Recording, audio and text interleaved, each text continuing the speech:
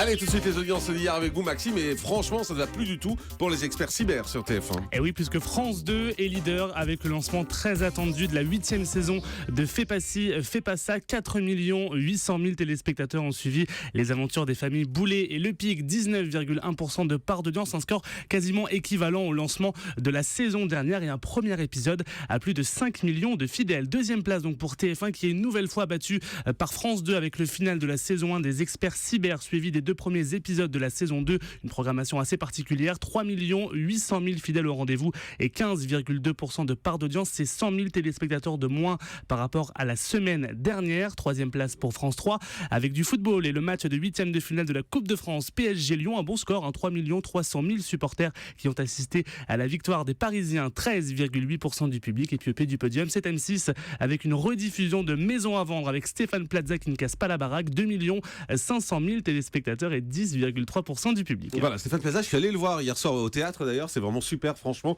Si vous avez l'occasion de venir à Paris, allez le voir, il est sur scène et il est incroyable, c'est vraiment très drôle et ça mérite vraiment le coup d'œil et de passer une soirée, on ressort avec une pêche incroyable. Avec le fusible. Avec le fusible, c'est le titre, oui, c'est pas lui.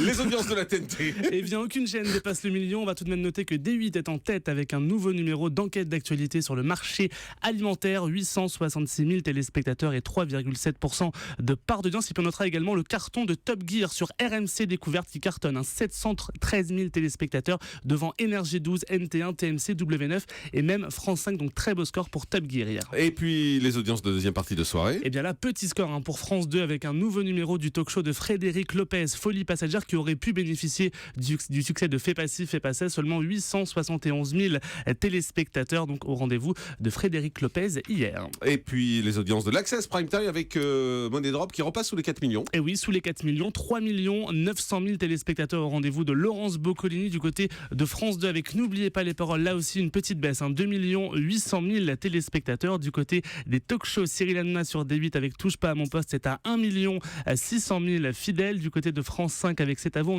on est sous les millions, 937 000 téléspectateurs. Pourtant, Kev Adams est un invité, on peut s'attendre évidemment à un beau score d'audience pour C'est à vous. Super vite, tout à coup, c'est pas grave. Oui, parce que je pensais que ça allait cartonner, non, 937 000. Et puis par contre, donc quand vous pensez que ça va cartonner, vous parlez super vite. Oui, parce que ça m'énerve.